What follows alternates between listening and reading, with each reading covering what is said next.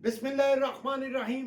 मैं हूं मलिक मोहम्मद अली। प्रोग्राम बात से बात मलिक मोहम्मद अली के साथ। बांग्लादेश के साबिक वजीर आजम मोहतरमा खालिदा जिया की रहलत के मौका पर जब स्पीकर कौमी असम्बली बांग्लादेश गए और फिर वहां सारी दुनिया ने देखा कि भारतीय वजीर खारजा जयशंकर उनके पास चलकर गए, उनसे सलाम लिया, मुसाफा किया और सलाम दुआ के बाद कुछ बातें भी हुई। तो इस मुसाफा के पीछे भारत की क्या हिकमत अमली थी, या भारत इस मतलब क्या करना चाहता है, या भारत किसी इस मसले की तरफ आ रहा है कि पाकिस्तान के साथ कोई तलाकात बेहतर इस्तवार किए जाएं, या ये भारत की कोई नई मुनाफकत की चाल है। आज के प्रोग्राम में इसी मौजू पर बात होगी।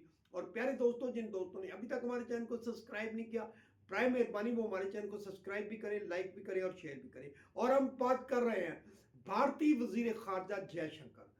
भारतीय वजीर खारजा जयशंकर ने उस वक्त स्पीकर कौमी असम्बली पाकिस्तान एजाज सादिक से मुसाफा किया जब एयरपोर्ट के लॉन्च में पाकिस्तानी वफद जो बैठा हुआ था, पाकिस्तान के हाई कमिश्नर भी वहाँ बैठे हुए थे।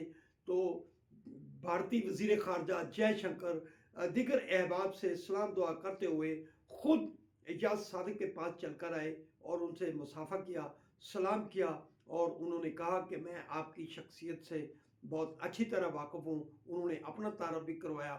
बहरहाल इसके पीछे क्या भारत की कोई नई चाल है? एक तरफ तो क्रिकेट के मैदानों में बड़ों का मैच हो, बच्चों का मैच हो, या जूनियर्स के साथ साथ जो एमरजन का मैच हो, तो वहां तो भारतीय क्रिकेट टीम पाकिस्तान के खिलाड़ियों से सलाम भी नहीं लेती। खवातीन का वर्ल्ड कप मुलाकात हुआ तो पाकिस्तान का जब भारत से मुकाबला हुआ क्रिकेट का खवातीन का, तो उस वक्त भी यही रवैया रवा रखा गया। और फिर जो एशिया कप के मौका पर दुबई में भी भारत ने पाकिस्तान के साथ जो खिलाड़ी थे उनसे मुसाफा नहीं किया था, बल्कि मोहसिन नकवी से तो उन्होंने जीती हुई ट्रॉफी भी वसूल नहीं की थी। तो क्या इन हालात के बाद अब कोई नई गेम खेल रहा है भारत पाकिस्तान के साथ, या कोई दिल से कोई बात की है? कि जयशंकर जब वहां पहुंचे तो वो कैमरे भी अपने साथ लेकर आए थे और जयशंकर को अच्छी तरह पता था कि यहाँ पाकिस्तान का वफद बैठा हुआ है।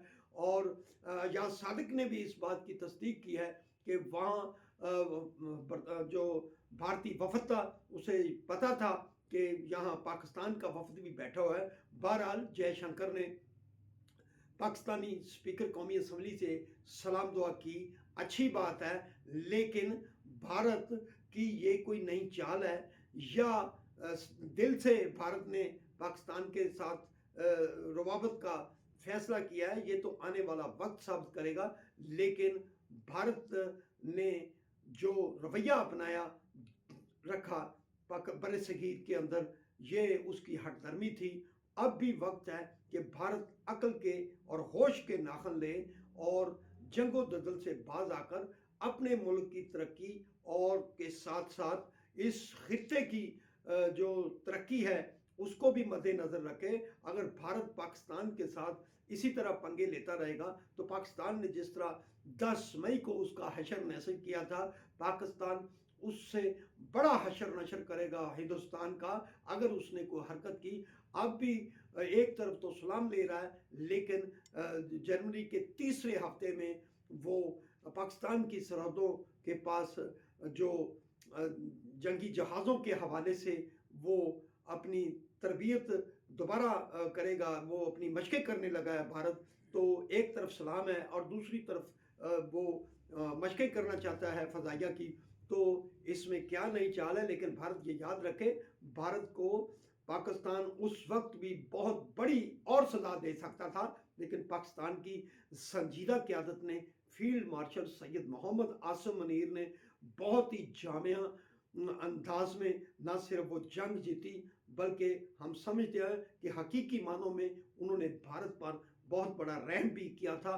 अगर पाकिस्तान इसी तरह चंद घंटे और भारत को सबक सिखाता तो शायद भारत का اس وقت نقشہ ہی تبدیل ہو چکا ہوتا. بہرحال ہم سمجھتے ہیں کہ جنگیں ان کا حل نہیں ہوتی. عوامی مسائل کو حل کرنے کے لیے جو عوام کی جان و مال کے لیے بھارت کو سنجیدہ رویہ اپنانا ہوگا، ورنہ پاکستان اس کا اس سے بھی زیادہ بڑا حشر کر دے گا. سلام پاکستان، سلام اوورسیز، اللہ حافظ.